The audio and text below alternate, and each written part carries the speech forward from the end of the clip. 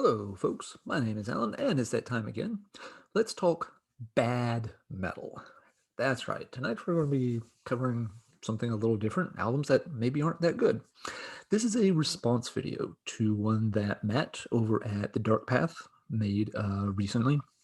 He was talking about some albums that typically most folks don't care for. They tended to get pretty bad reviews when they came out, don't have a real strong fan following among the heavy metal underground, but that he personally felt weren't that bad, or maybe had gotten a little bit of a bad rap over time. So I was like in defense of some admittedly not so great albums. And at the end, he asked for people to do a response video. And I thought, hey, that sounds like a great idea. And then I thought about it a little more. I was like, I think he covered most of the really, really obvious ones that I would have mentioned. So maybe I won't. I've been kind of joking with him a little bit in the comments of some of his videos and some other videos, like over at Marty Worm's channel. And he's just like, dang it, Alan, just shut up and do the video. It'll be interesting. I was like, well, maybe. But I really didn't want to talk about the same exact albums he did. It's just seemed kind of boring in a way. I mean, what am I going to say? Go watch Matt's video, the end, good night. Eh. But I got to thinking about the topic more and more and started poking a little deeper in the record shelves and started to stumble across a few things he hadn't mentioned. And in the meantime, other folks have done some response videos. Marty at Marty Worm did a really good one. Some other folks have also. But as I poked around deeper and deeper, I did find like, oh, nobody's talked about this one yet. Oh, nobody's talked about that one yet. And so I started putting together a list, and before you knew it, yeah, I actually have a decent stack here, so we're going to do it. I hope you're happy, Matt. I'm making the video. All right, so there's a few I'm going to start with that I don't own copies of. And that was part of my trouble coming up with a list at first is if an album is bad and I really don't care for it that much or I'm kind of lukewarm about it, I'm likely to get rid of it. Yeah, I'm not somebody who keeps every record that I've ever owned. I've purged my collection pretty thoroughly on at least 2 or 3 occasions. So yeah, a lot of those albums where I get them and I'm not into them, sooner or later they're just going to be traded off, given to somebody else or whatnot. So there's a few I wanted to mention briefly that I don't have copies of, and these are a couple that Matt did mention, so I'm not going to linger on them. Just going to go through the list here pretty quick because I think they do deserve mention. They're definitely spot on for this particular topic. The first one is Iron Maiden's X Factor. This is an album that, yeah, is pretty widely panned by people. It's the first one with Blaze Bayley on vocals, of course. It's a very long album. It's kind of a slightly dark, somber sounding album. It came out at a time when that kind of traditional heavy metal was really not popular in many parts of the world. Here in the 90s, very much in the clutch of grunge and the return of, bubblegum pop punk with Green Day and everything but heavy metal. But I've never thought the album was actually that bad. I get it that people weren't that impressed with Blaze's voice and that, no, he was not the next Bruce Dickinson. But there are some cool songs on it. The overall atmosphere of the album I always thought was pretty decent. It hit some people the wrong way, but I think those people forget the last album with Bruce had kind of trended in that direction too. There was a lot of material on Fear of the Dark that has that little bit of a, not doomy vibe at all, but, a little more darker, a little more somber. The band is growing up. The 80s are over. So, taking on a little different perspective. And I thought the X Factor continued that okay. So, no, it's never going to be listed as one of my favorite Iron Maiden albums. I don't even own a copy anymore. But I never thought it was that bad. I thought people did crap on it a lot harder than they should have simply because it didn't have Bruce Dickinson on it. Um, if you're going to crap on an Iron Maiden album that didn't have Bruce Dickinson on it, Virtual 11 is sitting right there. And oh my God, what, there's nothing redeeming about that album. Like cyborgs and soccer and I, that's the album people should really be panning as kind of, Iron Maiden hitting rock bottom, not the X Factor. All right. Next one that Matt talked about in detail was Judas Priest's Jugulator. This one came out, I believe, in fall of 97. And it's another one that people have a pretty low opinion of these days.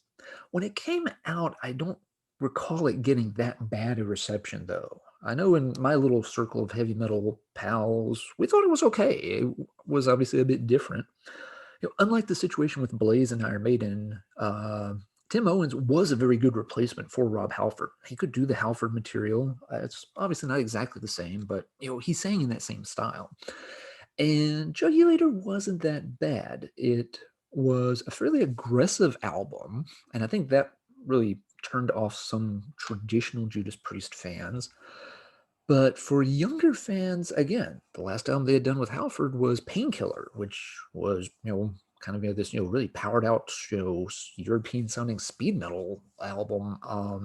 So Jugulator didn't seem that far off the mark at the time it came out. It had some really cool tracks. The one that holds up the best over time is definitely Cathedral Spires. And yeah, the album has not withstood the test of time overall. It's one I do not have anymore, but I never felt it was a bad album. And I think it's, over time, people have been able to dismiss it more and more easily when Judas Priest has done far worse than Jugulator. All right, third and last one from Matt's last list that I'll touch on here is, of course, Celtic Frost's Cold Lake. Yeah, because that was an album and a thing that happened. Like some people, I feel that Cold Lake was a horrible Celtic Frost album, but not that bad of a heavy metal album. Like if you're grading it as a Celtic Frost album, it's like, an F minus. If you're grading it as a heavy metal album that didn't have the words Celtic and Frost on the cover, you might give it a C minus or a D plus. Again, not a spectacular album by any stretch, but I don't think you'd come down on it as hard if it had some other band's name or logo on the cover of it. It's a weird album in their discography, there's no doubt. There are some pretty bad songs on it, no doubt, but there are some. Cherry Orchards is the one most people will cite as, hey, look, this is not awful. So again, not something I'm going to spend a whole lot of time listening to. There's too little time and too much really good metal to keep playing Cold Lake over and over, but it is an album that probably deserves a little better reputation than it gets. And I will say, in Tom Warrior's defense, not that he needs me to defend him, but he has always owned up to that album being a pretty big mistake in Celtic Frost's career, and he's never tried to pretend it didn't happen or turn it into some kind of an excuse as trying out different things. He's just like, yeah, that album's pretty bad, and sorry, shouldn't have done that one. So thumbs up to him for owning it. All right, last one I'm going to touch on that I don't own a physical copy of is St. Vitus's COD, or Children of Doom. St. Vitus is a band a lot of people love, but this one album really rubs people the wrong way, and I think it's a little unfair. It's mainly about the production. The album was produced, if I remember right, it's actually Don Dokken doing the production, and it kind of sounds like a Don Dokken production album, which means it's very clean sounding. It's pretty slick sounding. Now that can mean professional, which these are good things most of the time, but we're talking about St. Vitus, one of the really grungy, dirty sounding doom bands of all time. And that production is a weird fit for that band. So I think a lot of people just fail to move past that, though. If you get past that, there's a lot of decent songs on the album. The album does have a couple of other problems. It is too long. They probably should have trimmed one or two songs off of that one. Okay with Doom songs being long and slow, but that album drags out a little too much. It also has the problem that it's neither Wino nor Scott Riegers doing the vocals. St. Vitus has always had this weird, revolving door of guys trading back and forth on vocals. But that album has neither of them. It has Christian Lindstrom, probably getting the name slightly butchered there, but he's doing the vocals on that one album. And, St. Vitus fans, there's always this kind of tug of war back and forth. Are you a Riegers guy? Are you a Wino guy? I'm kidding. I like both of them a lot myself. If I have to choose, though, I am going to take Riegers personally. But so Riegers has a strong cult following. He has such a weird, creepy voice. It's perfect for their material. But Wino, of course, is a fan classic. He's one of the the old school godfathers of doom. So people really are attached to him. And then here's this weird long album with this strange production, and this other guy is singing on it. And that's something you have to get over as well.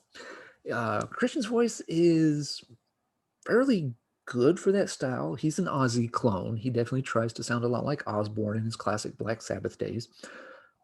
But he's sung with Count Ravens, put in good vocal performances there. He's sung with at least one or two other bands that the names escape me right now. But yeah, he's not a bad doom singer. There aren't bad doom songs on this album. It's just kind of the wrong combination of variables. People don't like the production. It's not one of the classic fan favorite vocalists, and the album's just a tad long, but that doesn't make it a bad album. It just misfires on a few of the details. Okay, those are the ones I didn't have copies of. So now we'll start going through the stack, which now that I look at it is bigger than I realized. Going to start with a really good one here, because this is one I've heard some of you, Marty, excuse me, complain about before. And we're starting off with So Far, So Good, So What? I think most people would say this is the worst of the early Megadeth albums, compared to the others that they did in the 80s and early 90s. Most people seem to have this one at the bottom of their list. And I'm here to argue that it's not necessarily that bad an album. One thing that the album suffers from, it's kind of sandwiched in between the two best pieces of their early career. And that means it's in a tough place. It's easy to kind of look over it when you're jumping from their second album to their fourth album, and oh yeah, there was this one stuck in the middle too. But this one has a weird track list, and I actually just got this vinyl copy. This is the old pressing from the 80s. Got it not too long ago from local record store, and I remembered I had it before, had gotten rid of it, picked it up again, was playing it. It's like, yeah, there's something about this album that irks me. And I finally figured out what it was. And once I figured this out, the album got a little better. It's still not as good as Rust in Peace or Peace Sells, but here's what you do to make Megadeth's So Far, So Good, So What a better album. Play side B first and then play side A. I'm now convinced, tinfoil hat time, that the sides are accidentally switched on this album. Because this is the problem with So Far, So Good, So What. This is what's always been the problem. You start off with Into the Lungs of Hell, which is decent, but it's kind of a very long instrumental intro to the album. It builds pretty good, sounds cool. It's like, oh boy, this is going somewhere. But it takes a while to get there. You get there and you have Set the World Afire. Decent track. Okay, yeah, we're going now. And after that, you've got the Sex Pistols cover of Anarchy in the UK. So, okay, as covers go, you can take it or leave it. Then after that's done, you get Mary Jane. It's not my personal favorite track, but it is passable. So you're like, okay, getting back on track here. But then side A is over. And you're kind of like, wait, what? And you look back at it, it's just like, you kind of feel like you played half the album and you only got two legitimate songs. You've got long instrumental, intro, good song, cover, good song. And it's like, wait, how is this album already halfway over? I don't feel like I'm getting much out of this so far. And so I think it leaves a bad taste in people's mouths for that reason. Now imagine if he started with side B. He'd be starting off with 502. Okay, not the greatest track, but you get past it. Then you'd hit In My Darkest Hour, which I think most folks feel is one of the better ones on the album. Liar, which is just fine. Mustaine being more vicious, cool. Hook and Mouth, one of the really good anthems from their early days. Then if you flipped over to there, side B is actually not that bad. So yeah, if you did that as side A, you'd be halfway through the album and feeling like, yeah, this is pretty good. And then you'd continue on to side B with the instrumental. Okay, this is a reasonable point to put the instrumental. and then Set the World Afire, another good track. Then you'd hit Anarchy, but you're almost at the end of the album anyway. That's kind of where you expect to find the weird cover song. And you'd wrap up, oh, excuse me, you'd wrap up with Mary Jane. So with that track order, the album suddenly becomes a lot more palatable. So that is my take on So Far So Good So What. Play it backwards. Side B first, then side A, and all of a sudden it's not quite as annoying because you don't get halfway through the album before you feel like it kicks into gear. Okay, up next, I'm going to try to go through some of these a little faster. Don't want to dwell on every one quite so long. Sweet, sweet Red Bull. That's the only thing between me and insanity these days. All right, up next we have Ellie Gunn's self-titled album. Not a band I hear people talk about very often, and not the kind of thing that's going to appeal to a lot of headbangers. I've always really liked this self-titled album, though. Every track on here is just very good, solid stuff. It's at the better end of the Sunset Strip spectrum, up there with the early Motley Crue stuff and Appetite for Destruction. The songs just work in that style very nicely. Was not a big fan of the second album. I didn't feel that had much going on. Wasn't a big fan of the third album. Didn't feel it had much going on. But this one I have always hung on to. Always dug this particular album. And I do like the Paul Black stuff that was recorded before this album. So yeah, the early LA Guns, that's okay in my book. Okay, here's a fun one. Go back to New Wave of British Heavy Metal days. And you've got the second Angel Witch album, Screamin' in Bleedin'. One of the reviews about this album made a joke that there must have been a sale at the Apostrophe store when they were coming up with song titles. It kind of gives you a clue that they weren't going to be very kind in that review, and they weren't, and a lot of reviews weren't. The first Angel Witch album, the self-titled, is of course a masterpiece. It's a classic. It's one of the defining heavy metal albums that came out of the new wave of British heavy metal. Even as acclaimed as it is today, I feel it still gets undersold in terms of its importance to heavy metal. The problem was that the band kind of fell apart not long after it recorded, and it took them a long time to ever get their act together and get that next album out. We're talking like about 5 years here, by which time, the new wave of British heavy metal had kind of come and gone.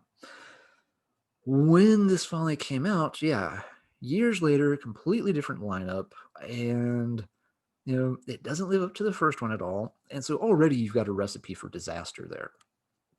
You add into it, kind of a really weird title, and a production that's really hollow sounding. It's very echoey.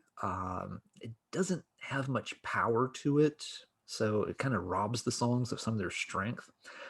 And I get why people complain about it. All that said, there's some decent tracks on the album. Let's take a quick look here at this. See, you've got Waltz the Night is one of my favorite Angel Witch tracks. It's really good. It's when they're doing one of their slower, doomier, creepier songs, and they're so good when they do that style. Yes, that one's good. Goodbye is good. Fatal Kiss isn't bad. Who's to Blame is a really good kind of creepy one. Afraid of the Dark isn't bad. Evil Games is, a little more anthemic, but I can dig it. So, not every song here is great, but there's a lot of cool stuff on the album. It's not bad. It's just, took them too long. Really needed to get a better production, work on, the presentation, packaging a little bit. But it is, in my book, not nearly as bad as some people claim it to be. Okay, next up. This one you're going to look at funny, but there's a reason it's here. I'm going to talk about Winter's Into Darkness for a minute. But Alan, that's not a bad album. Everybody loves that album. It's widely acclaimed as one of the classics of doom death. Why are you putting that album on screen? Well, okay, if you weren't around back in the day when this thing came out, you may not realize it, but nobody liked this album when it was released. In the early mid-90s, Winter was completely overlooked. They were sort of the weirdo band on Relapse that everybody just kind of scratched their head and just like, what is that crap? I'm not kidding. If you got those early Relapse catalogs in, again, like around 92, 93, 94 timeframe, copies of this thing lived on their, sale page. The, any disc, $5. The please take some of these off our hands. We've got 1,000 copies left. I want my coffee table back in my living room. Every single catalog they sent out, this thing was plastered on the sale list, just like, free with purchase. We'll throw it in. Just somebody tell us you want a copy. Nobody paid attention to this when it came out back then. I liked it a lot. And so I was just like, I don't need to buy more copies. I already bought one. But yeah, this is one I will claim that, I got on board early and always really dug the album. And now this is one that has picked up a big following over time. But back when this sucker came out, man, you couldn't give copies of it away. People thought it was just, complete joke of an album. All right, another one that has a funny history to it is Cirith Ungol's Paradise Lost.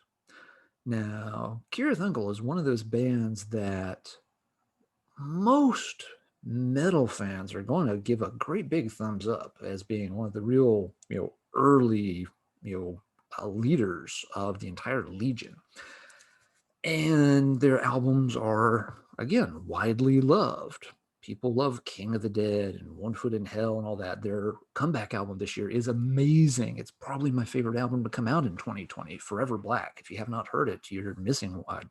Excellent, excellent album. And then right in the middle of their catalog is Paradise Lost, album number 4. This album for years was even panned by the band themselves. Rob Garvin trashed this album anytime it came up in interviews or such. He hated it. He could not, he went out of his way to really just trash the album. So what was the problem with the album?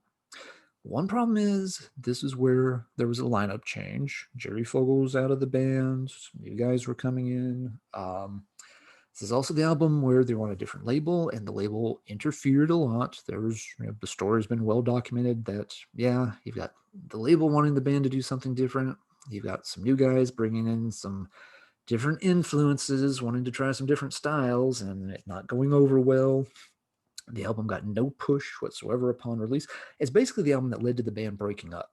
And I think that is part of the reason folks have attached kind of a negative stigma to the album over time.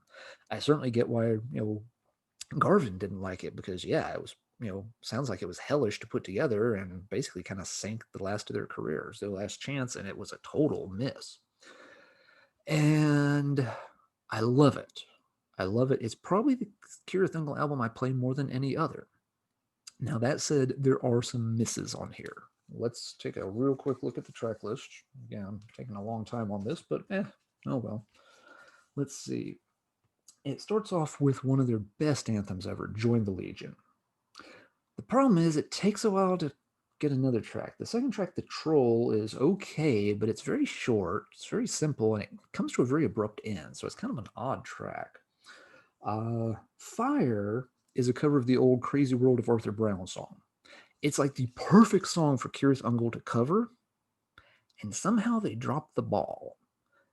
It is a very flat performance. The band sounds like they are going through the motions. There's no fire in their belly whatsoever doing it, and it's a real shame because they should have nailed that song. Heaven Help Us is one of the really oddball ones. This is where you can tell some of the other guys that have turned up are, throwing some ideas into the mix. It's, as I recall, not a terrible song, but it's so clearly not a Cirith Ungol song. It's very melodic. It sounds like a Euro 80s metal band, not one of the godfathers of, doom. Before the Lash, you finally get to the end of side A, and Before the Lash is another just awesome Cirith Ungol track, as good as anything they ever did. So you got 2 good tracks there, but everything in the middle of side A is weird. Side B starts with Go It Alone. Oh boy. If you've heard the song, you know why I'm struggling here. If you haven't heard the song, skip it. It's sounds like kind of an 80s cock rock ballad. And I wish I were making that up or trying to be funny, but no. The song is about as close to, Kirith Ungol as I am close to Taylor Swift. It's that weird. But then the rest of side B, there's 3 songs left. It's a trilogy. They go together, and it's possibly their finest hour as a band. You've got Chaos Rising, Fallen Idols, and Paradise Lost. And these 3 songs together are magnificent. So at the end of the day, you've got 4 weird songs, but you have 5 that will stand up to anything else in this band's catalog. And I've always loved the album for that.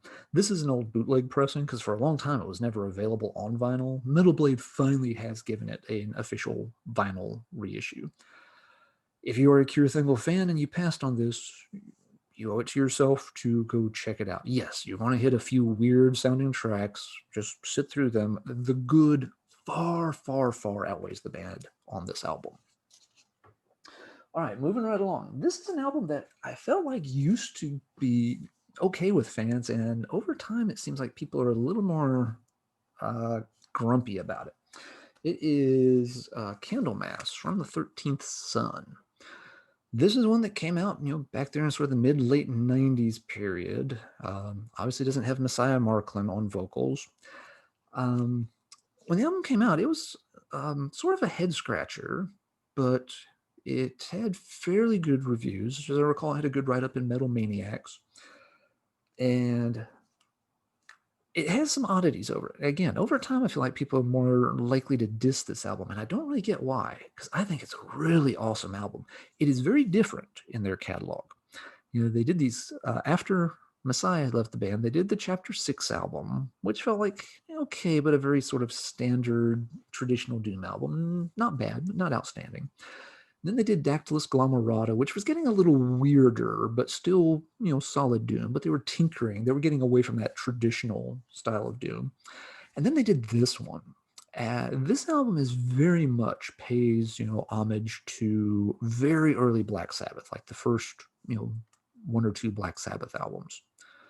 But it does so without sounding hokey, without sounding like a ripoff. It just has that same very moody, very somber, very quiet at times type of sound to it. And it's just excellent the way it's put together. Yeah, but again, it's one of those Candlemass albums without Marklin singing. And Marklin's another one that's a fan favorite. People are always going to complain when he's not in the band. Another thing that doesn't help this album is, let me put this down. I've also got the old CD pressing of it. So, this is what it originally looked like. It's got these weirdo song titles that make no sense. Song titles are Droid, Taut, Elephant Star, what's this? Burma Apartment, ARX/NG, Zog, Galata, Cyclo F, and Mythos. Did you write it in Swedish, guys, and something get, vomited out of Google Translator? I don't know. It doesn't help matters any when people are already like, oh, that's a really different style, and that's a really different vocalist, and what the hell happened to your typewriter when you're coming up with song titles? But again, get past all of that. It's actually fantastic music on here. And again, I think it's one that used to be ranked a little higher by folks. All right, let's keep chewing through some CDs here. Next up, a band a lot of heavy metal fans do not really care for, and I love this band. We're talking Dragon Force. This is Sonic Firestorm, the second album. Yes, they are a one-trick pony.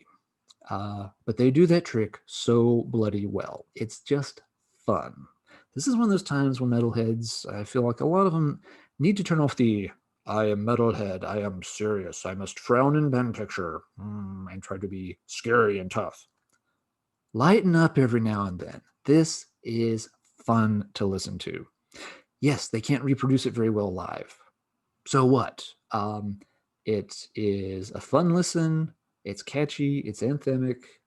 It has lots of cool show-offy guitar stuff. If you're not into that, I get it. Being a child of the 80s, I don't mind some fun guitar heroics every now and then. This is my favorite by the band, that's why I grabbed that one. Yes, the band has worn out their welcome. They've stuck around too long. They've done the same album, too many times. But still, I will take Dragon Force off the shelf every now and then. It's not the best power metal or speed metal ever recorded, but it is a very, very fun listen. Oh, no one's going to complain about this one. It's time to talk Carcass.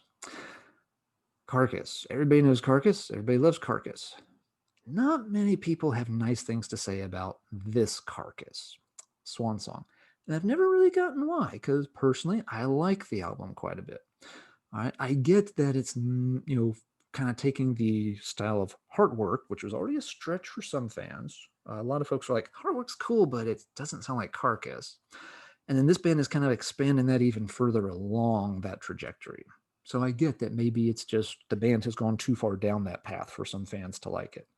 But I like this one quite a bit. It's probably the Carcass album I play the most in their catalog. Please don't take too many of my true metal, heavy metal points away. I need those. It's what my ego is wrapped up around. No, not really. But yeah, yes, it's got that same kind of Heartwork sound, but a little slicked up. Yeah, a few of the tracks are a little dull. They're losing a little punch here. You definitely got the sense that it was, they were nearing the end of the line for the time being here. But I've never had any problem with Carcass's Swan Song. So yeah, maybe it's just me, but for folks that really dig Heartwork, I've never quite seen why they had such a trouble with this album if they sing the praises of Heartwork. It's like, are they really that different? Maybe I'm just not hearing it. Next up, folks like this band, but even fans will admit the early stuff was a little hard to digest sometimes. I'm talking about Sodom, and we're looking at first full length, Obsessed by Cruelty. Took Sodom a couple of albums to figure out like how to sing, how to play, how to write songs, which end of the guitar to point up, stuff like that. Even by their own admission, that yeah, they were not very good early on. But this album has never bothered me that much. I actually prefer, the earlier Sodom. Really anything after Persecution Mania, and it starts to wear pretty thin with me pretty quick. But the early ones I don't mind going back to every now and then. This still has some, good stuff on it, like Death Like Silence. You still get some fun tracks on it, like, Volcanic Slut, of course. So, yeah, I don't mind this. I admit it can sound kind of bad to some folks, and I get where they're coming from, but in my book, Obsessed by Cruelty, thumbs up. 4 for you, Tom Angel Ripper. You go, Tom Angel Ripper. Okay, this one, I don't know if anyone's ever heard of this. If they have, they probably haven't said anything nice about it, but I've always had a soft spot for this album. This is the self-titled album by a band called Dead On. They were a thrash metal band from New Jersey, if I remember right. And they came out in the very late 80s. They have really only one very minor claim to fame. One of their songs, Different Breed, ended up being included in Wes Craven's Shocker, which if you didn't see it, you didn't miss anything. It was Wes Craven basically ripping off Wes Craven's Nightmare on Elm Street, and this weird thing where some, murderer is supposed to be electrocuted and something goes wrong, and now he's able to like jump through electrical wires instead of, jumping through your nightmares, and so he can chase people through wall outlets. And yeah, it's pretty bad. The soundtrack is surprisingly good, and this is one of the things included on the soundtrack, and I liked it, and I tracked it down. And I've always kind of had a soft spot for this. The vocalist Mike Raptis, all I can say is it probably was not a good idea to stand anywhere near the front row when this guy was singing, because this sounds like it was probably one of those situations where you're going to get wet. There's a lot of pass, kind of spit going on in the singing of this album. It's pretty simple thrash. It's not highly technical or anything, but I just kind of dig it. It's got a fun song, Matador's Nightmare, about some guy, dreaming that they're constantly sending another bull out, and every time he kills one, they keep charging him down, and he realizes that the whole crowd is there to see him killed. And it's just weird song concept, and it's kind of fun, kind of cool. Different Breed from the soundtrack is really good. Full Moon is kind of a neat one. Salem Girls to start off with. It's just one of these, for most folks, a throwaway example of sort of, thrash being oversaturated by the time this came out. But I've always got a soft spot for this one. Dead On, it's okay. It will always be on my shelf. Next up is this little gem. Now, again, you're thinking, but Alan, that's a widely acclaimed album everybody loves. Wasn't when it came out, though. The thing about Raw Power, this was a commercial failure back in 1973. This was the band that was supposed to revive the band's career. Iggy Pop and the Stooges, they had done their first two albums. The first two are very heavily steeped in 1960s garage rock style. A lot of times, and it's okay. The self-titled album is not my favorite. Funhouse is much better. There's some cool stuff on Funhouse. They improved. But after that, they took a little bit of a hiatus. Iggy Pop ended up in London for a while when kind of spliced the band back together, but with James Williamson in the mix on guitar this time, which was apparently pretty controversial. The brothers in the rhythm section did not appreciate that, and I never had much nice to say about James's influence in the band. But the guy could play guitar. Whatever his personal flaws were, he could play. And they got this one album, put it out. Everyone's thinking like, okay, this is the make it or break it. And it broke, and it broke hard. And this was the end of the Stooges. And they went their separate ways. Ron and Scott Ashton did their thing, and Iggy and James did their thing. And eventually folks, found their footing. But yeah, this album crashed and burned hard when it came out. And it's funny because, today it's, considered, one of those seminal releases. And for me, this is an amazing release. I don't remember what led me to even try listening to this. I don't mind punk, but, I'm not a punk collector. I don't know a lot of punk stuff or anything. But for some reason, at some point, it was like, yeah, okay, I'll go ahead. I mean, I knew who Iggy Pop was. I'd heard a couple of songs. Iggy Pop happens to have a song on the soundtrack to Wes Craven's Shocker. Yeah, see? Tying it all together. But at some point I finally decided, yeah, okay, I see that album all the time. It's mentioned here and there. I'll give it a listen, see what the big deal is. I fell on my ass when I heard this for the first time. This, to me, is the punk album that beats all punk albums.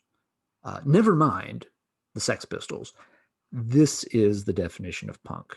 And it's in 1973. It's before the Ramones are doing anything. It's before the Sex Pistols are doing anything.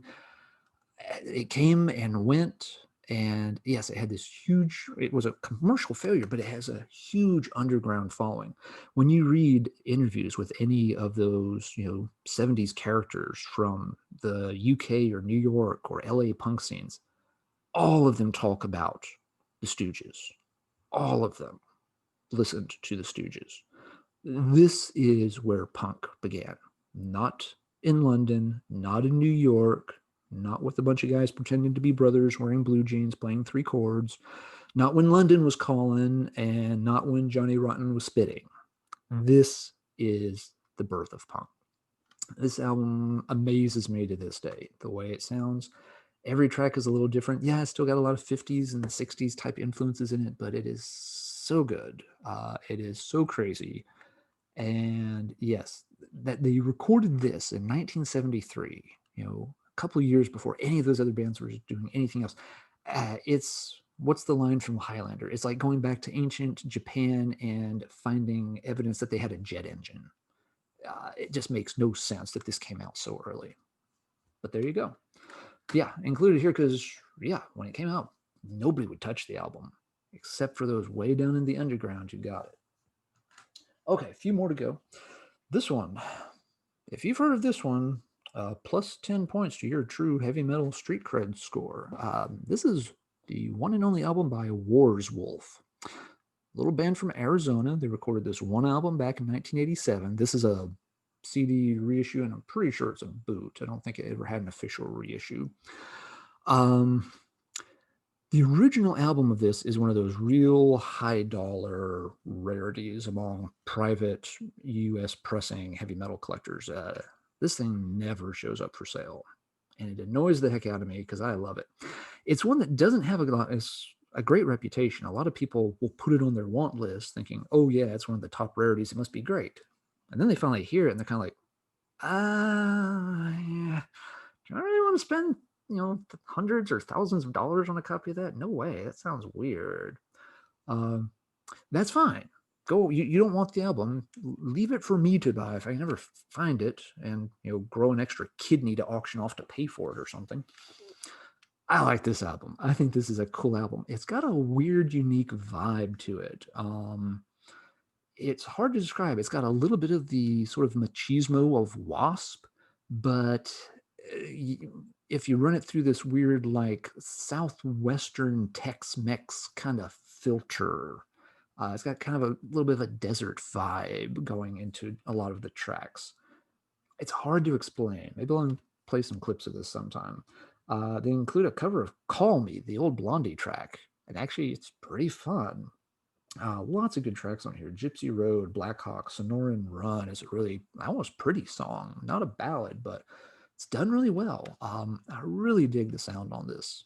I'd love to have an original copy of it. It got bootlegged on vinyl once, and even the bootlegs will sell for hundreds of bucks. They're just impossible to find.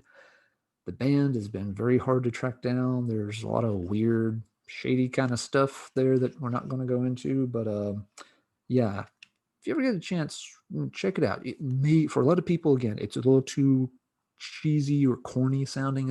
These are adjectives a lot of people apply to it, which I don't get because I think it's really cool and unique. Speaking of bands that are too cheesy and corny for some people, let's do this thing. I like this album. It's a later one in their catalog, Warriors of the World. Came out around 2002, I believe.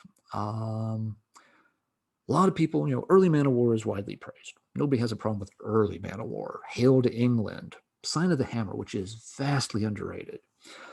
Into Glory Ride, stuff like that, great. Then you get to the Atlantic years, and some people start to fall off the bandwagon, and others grab on and hold on for dear life. By the time you get to this one, not a lot of people were paying attention to Manowar. I just got this very randomly as a trade. Somebody on, I think, the old Lapland metal forum. Yeah, it was Aaron. Aaron, if you're out there, buddy, hope you're doing good. Aaron Kramer had this and, couldn't stand it. And I had something he was interested in. So, yeah, we just traded CDs. I like this album. It is very different in their catalog. It doesn't have, it obviously still has some of the big pounding, Manowar epics, but it's kind of wrapped in a little bit more of a classical music sound. Some people have described this as sounding a little bit like a Disney soundtrack, and they mean it in a mean, derogatory way. And I think it's funny because it's actually an apt description, but it's one of the reasons I like this album. Rather than just being another 8 songs of "We Are Manowar," "Feel Our Steel," they approach it from a different angle. It has, one of the songs where they're doing like a little operetta thing, and he's singing in Italian, and it sounds kind of good. It's epic, but it's epic in that soundtrack style, not in the hail and kill for the 34th time style.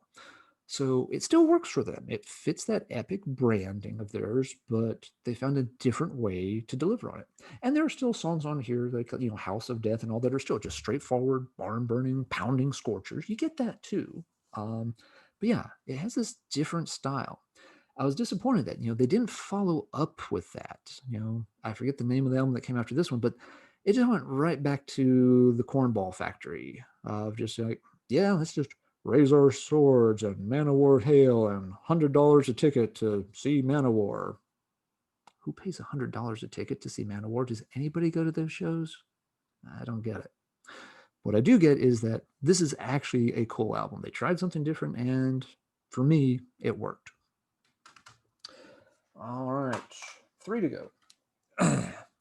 This is very much a love or hate it situation. A lot of folks consider it pretty bad, but I consider it pretty good. Misfits, Famous Monsters. Now, most people, I don't know if they have a problem with this album in particular so much as they have a problem with the Michael Graves era of the band. I have no problem with the Michael Graves era of the band. I was a fan of Misfits well before his stuff came out, and I liked his era just fine. When he was in the band, I saw them 4 different times, 4 different states, 4 different years. Liked both the albums he put out with them. This album does have a few misses on it. I'll grant you that there are some tracks on here that I never got. Descending Angel does nothing for me. Fiend Club is a little too hokey for my likes. Let's see. But anyway, there's a lot of great songs on here. You've got all the album starts off great. Forbidden Zone, Lost in Space, Dust to Dust, just 1, 2, 3 pounders, killers. This is the kind of album I can't do other things than listen to this because I want to stop whatever I'm doing and just turn it up really loud and sing along and have a lot of fun while the album plays. Yeah, you've got to skip a few tracks here and there, but Witch Hunt I could do without. Scream, the one they had a video for, is really cool. Saturday Night is fun. I listened to a lot of 50s music growing up, so I got no problem with that 50s ballad ripoff style. I think it's done really well. The closer, Helena, I like a lot. To me, it almost feels like kind of a Police and Sting ripoff, but it's really well done. So not a perfect album, but not one that should ever be trashed. If you don't like it, I think you're missing out. Okay, next one, controversial band, but hey, we're talking things that some people are going to consider bad. Let's talk about Noctmistium for a minute. All right, now before you go and unsubscribe to the channel, hear me out. I understand issues with the personnel behind the band. I never had any personal dealings with them. I have nothing to recount on that. I know plenty of people got ripped off and burned dealing with some of the people in this band. Okay, I get that. I'm not saying they're good people, that they made good choices. What I am saying is that people seem very quick to dismiss the music of the band, which is strange to me because heavy metal fans are very good at bringing up that whole you got to separate the music and the artist argument. And I think we all have a tendency to use that argument only when it's for music we like already. And then when it's a person we don't like, we just use it as an excuse to slam them and their music. I don't think people apply that rule very consistently, is what I'm trying to say.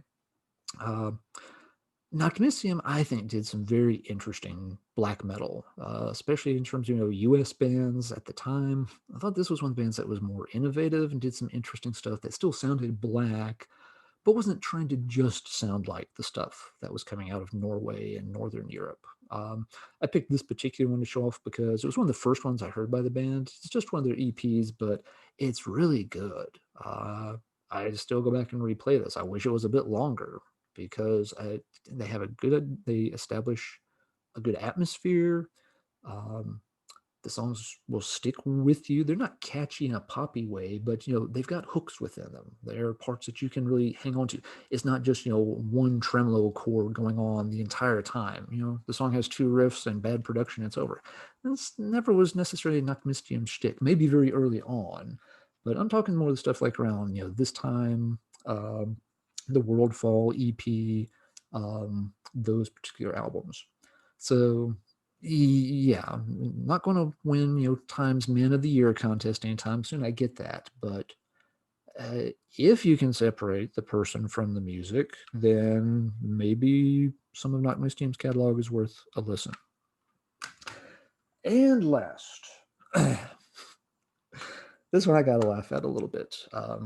Going to end. It's a cheesy album, but I'll end it with a fun story. Going out with the self-titled album from Danger Danger. You may never have heard of this band. No problem if you haven't.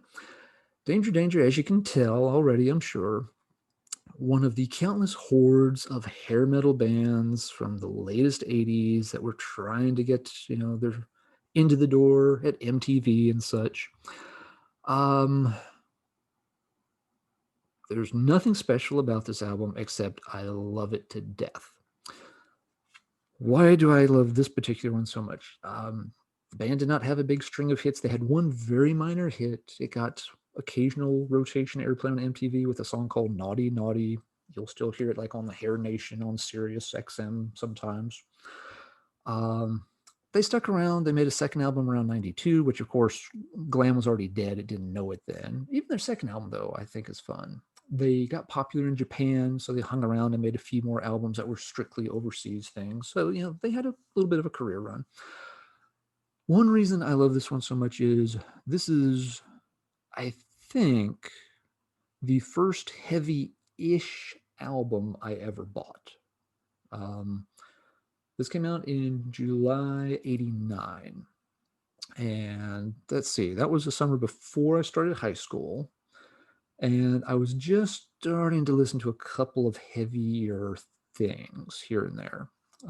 Before that, I was listening to Billy Joel and Huey Lewis. I didn't do the response video to Ben's The Music of My Life, but I know he mentioned Huey Lewis, and yeah, that was one I listened to a lot of, kind of pre-high school. But getting into high school, I was starting to listen to a little more, stuff on MTV, and you couldn't miss all the hair metal stuff. And for whatever reason, Naughty Naughty was one of the songs that kind of got my attention. The first song that really got my attention was Great White's hit, Once Bitten, Twice Shy. But I didn't buy that album because my sister also wanted that album. She listened to a lot more hair and glam metal before this than I did. She was already really listening to Poison and Def Leppard and all that. Those bands I wasn't interested in at the time. We both wanted to get the Great White album. It came out a couple months earlier in April 89. And we realized it was dumb for both of us to buy it. We, didn't have a lot of money. It was kind of like, we're not both buying a copy of this. So that, well, I want to buy it. It's like, yeah, well, I want to buy it. And before it became a full-blown brother-sister, feud thing, it was one of those first moments where I was old enough to realize, you know what? She's your kid's sister. There's no reason to fight over this. If she wants it, let her have it. And so it's just like, okay, I tell you what, you buy the album. I'm just going to get a copy of the cassette single. And you could tell it kind of threw her off. She's like, what's the catch? Why are you being nice to me? I'm just like, look, I said, you can buy it. You want it? Sure, go ahead. I'll just get the cassette single. It's cool. I actually still have the CD single of it. It's got some non-LP tracks that are really fun, and the album was kind of a dud other than the one song. So actually, it worked out good for me because she never liked the album, but I still like the single. Anyway, so this, though, was the other one that summer that kind of got my attention, and I ended up buying, and it's always stuck with me. Again, as far as hair metal bands go, it's one of 100. You wouldn't be able to pick it out of a lineup for the most part, but I could probably sing every line to every song on this song now, some 31 years later. Time flies when you're getting old. I said I'd end with a fun story. The one about my sister wasn't the one I was talking about, actually. The one thing, little footnote in history was Danger Danger ended up opening for Kiss on their Revenge tour. Don't remember exactly. Revenge may have come out like the following summer or something, but Danger Danger ended up getting to play opening slots, which obviously that's pretty good exposure for a band. And Danger Danger's singer, Ted Poley, was a huge Kiss fanatic. And I read this in an interview with Ted Poley years later, and it always stuck with me because it was just a really nice, fun story. Keep me going, Red Bull. Keep me going. So they're on tour with Kiss. He's this, total Kiss fanatic. He's like, but, you hear all kinds of stories, these guys, pretty big, rock stars and kind of act like it sometimes and can be pretty, nasty. He's like, didn't want to piss him off, didn't want to do anything that would risk getting the band kicked off the tour or anything like that. So it's just like, I basically just avoided them as much as I could. And just like, well, stay out of their way. I'm not going to go fanboy on them. Just keep my head down and please don't piss them off anyway.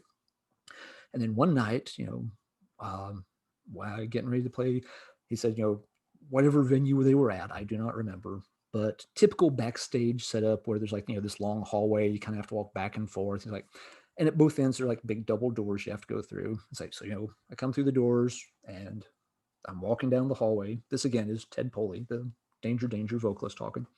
It's like at the other end of the hallway, the doors swing open and Paul Stanley starts walking down the hallway towards me. And he's just like, and I'm just freaking out. I'm just like, oh, this is my chance to finally talk to him. There's no one around. I can't bother him. This is great. And he's like, I'm taking like another step into him. Like, but what if he's not in a good mood? What if he's kind of trying to get in that zone and I, like mess him up, or, I break his concentration? And what if he, he snaps at me and then I'm just like, he's like, I walked past him and like, I didn't say a word. Just like kind of looked at him, maybe I gave him like a little quick nod or something. But it's like, I just made it a point. So like, don't do anything to piss Paul off. I just kept walking. And I got to the end of the hallway. And right before I pushed the doors open, I heard something. If you remember Kiss's Revenge album, they had a fairly big hit with the track called Unholy. It's a pretty heavy song. It's got the chorus where there's like, unholy, dun, dun, dun. Pretty good for my Kiss standards. And so Polly's like, I'm getting ready to push the door open, get out of the hallway. I'm sweating bullets. I'm like, okay. And at the other end of the hall, I hear Paul Stanley start singing my name to the tune of Unholy. He's singing, Ted Poley, dun, dun, dun, Ted Poley. It's like, I turn around and look, and Paul is standing there at the other end of the hallway. Just this big shit-eating grin on his face. And he just kind of like gives me like, a quick high five, turns around and walks out the door. And Paulie's like, it's the best moment in my life, bar none. It's the coolest thing that has ever happened to me. So Danger's little, quick brush with Destiny in the hallway with Paul Stanley from Kiss. All right, Jesus, I've talked for almost an hour. So Matt, I hope you're happy. Let's wrap this video up. And if you want to, let's talk metal in the comments down below. What are some of the albums that you like that other folks aren't into? If you haven't replied to Matt's video or watched it, you should go over check out Marty's also. But yep, hope to see some comments from y'all. And until next time, keep banging your heads.